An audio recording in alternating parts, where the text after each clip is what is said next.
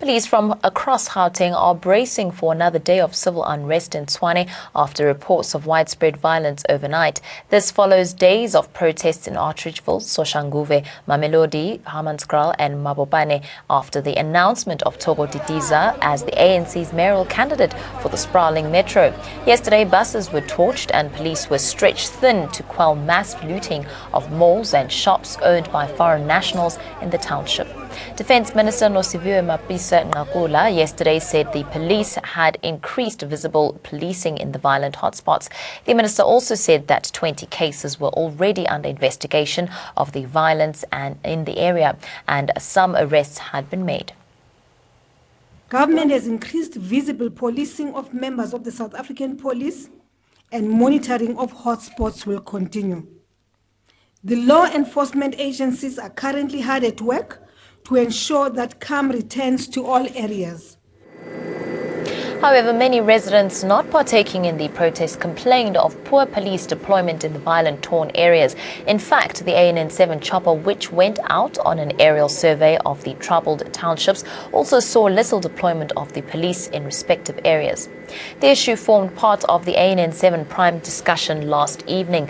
Let's listen in to a few reactions from experts forming part of the panel. I think the police management, they've been placed in charge, but it doesn't seem like they are able to take command and do what is right. And that should be worrying all of us, because if you look at it, if this is going to be the way forward during this campaign period leading to the 3rd of August, then we should all be worried. The question that we must ask is that should there be an eruption of violence in other provinces or in other regions, are our police equipped to be able to deal with that? Do they have enough in terms of crime intelligence work to be able to know what is happening and take preventative steps? We cannot sit in a situation whereby we say, well, we should now be looking at who is going to be arrested after such utter destruction and violence that we have seen, which has infringed upon many more people beyond just the members of the ANC. Democratic processes that are protected by the Constitution, where we can voice our feelings in a democratic way. That's what we need to do. And I think us as community leaders, civic leaders, the media and everyone else should really be working hard to educate our people about this important constitutional imperative, the Bill of Rights that is entrenched in our Constitution. Tshwane Metro Police spokesperson Console Tliana joins us on the line. That is good, rather morning, and thank you very much for joining us today. Now, concerning the police themselves, a lot has been said surrounding the fact that there hasn't been a lot of police deployment. Is this a thing of resources, or rather limited resources, or is it rather a need that there isn't a need for police to be as heavily present? No, I think it is important to, firstly, morning to you and the viewers. I think it is important to correct that. We have a lot of deployments. In fact, we have had also reinforcement from other parts of the province. Both the Metro Police and the SAPS are working together on this matter. You have to understand that this is a widespread issue. And also the nature of it is not like a demonstration or a march. These are sporadic incidences. Now, two things happen in terms of policing when you are dealing with this matter. One is preemption and prevention, where you are working on intelligence to strike before these groups can strike. And that has been happening. Two is in terms of intervention, making sure that we are able to quell the fires wherever they flare up.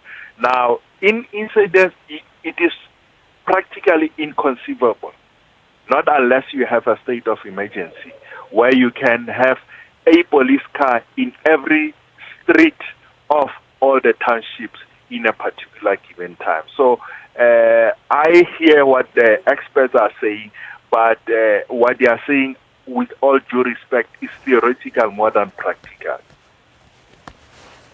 Well, now, Consul, there has been rumours of, rather yesterday, that the SANDF would be deployed at some point. And now you mentioned that the deployment is there, and it's practically impossible to have a police car at every single corner. At what point or what circumstances would something like the SANDF have to come in and assist the police? Well, I'm not qualified to pronounce on that.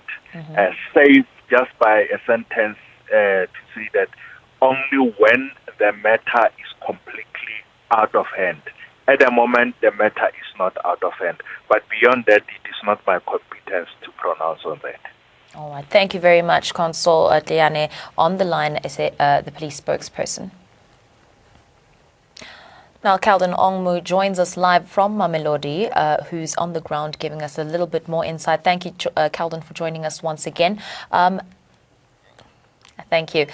Is there any rather progress in terms or changes that have happened on the ground?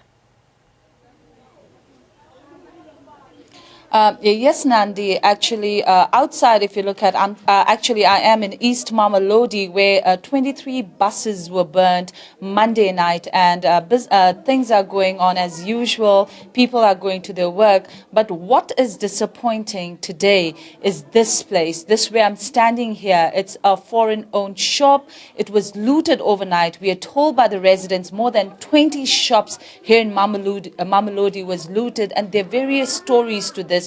Eyewitnesses and various other residents have spoken to me, but right now at this given point of time we will speak to the foreign shop owner, who's the owner of this shop. He seems very distraught and is very sad about what happened to his shop.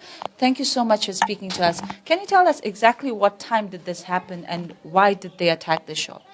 It's happening around at night, 8 o'clock, but I'm inside the shop. But I didn't know anything, but he come and start to break the door, and then I called the police. The police, but that time he said, I called the straight office. Office, he say, no police. We don't have any chance.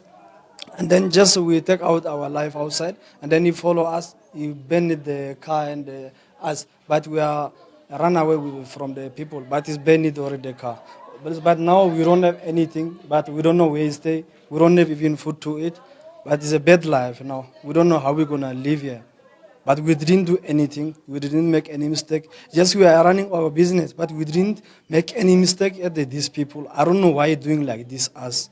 But we are bad life now. What we don't know how we're gonna live in South Africa now. Can you tell me what is the estimate of loss that you're facing here in this shop? From this shop is lost the full stuff, more than 100,000, and then the money. But everything, you see the empty now. We don't have any chance, but we don't know what we're going to do. I don't have any chance, but even for stay, I don't have it. You see, door is broken already, my bed is taken, but I don't have any choice. I don't know how I'm going to live it now, but it's a bad life. I don't have any choice. Thank you so much. We're going to talk to you later. Nandi, you see, that was one of the owner of this shop. And it's really fortunate. Something that started as a political thing when the ANC mayoral candidate for Tshwane was announced. Something that started now has boiled down to this. And it's very unfortunate. And we're also told by some of the residents that, there were gunshots at night. The neighbors are saying they heard gunshots. And when I asked them, was it the police? They say, no, it was not the police. There is a group of people that has arms and ammunitions with them, and they come and shoot bullets, but not on people. They shoot it. They just give a blank shot, and people disperse. When people disperse, they go inside the shop so that they could be the first to loot. But the question is, where were the police? Yesterday, we saw lots of police driving up and down the streets of at least this street where we were. It's just 2 minutes from where we were yesterday, where the buses are burned. But now this is a condition. But right now, let my cameraman Sizwe just show you around the shop. There's nothing left of the shop. Everything is gone from the stands, from the food items to beverage, from Millie Meal. You see little packet of snacks, your milk. Everything is gone. So this is how the foreign shop foreign shop owner says they did not know, they were ignorant of this attack. Had they known that this is going to boil down to them, they could have at least, called the police and asked them for their assistance. It's really sad. And this is just one of the many shops that have been looted. Remember, we are talking about more than 20 shops. Obviously, we have just been to 2 or 3 as of now. But then the question is, where were the police? And this is really unfortunate.